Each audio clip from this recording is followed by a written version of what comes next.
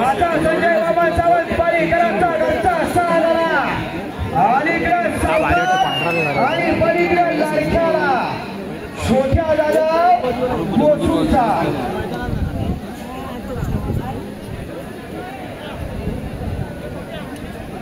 जबरदस्त वेगाची जोडी आहे काहीही होऊ शकतं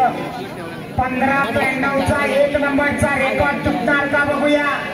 छोट्या जाधवच्या हातात लुमणी आणि कासरा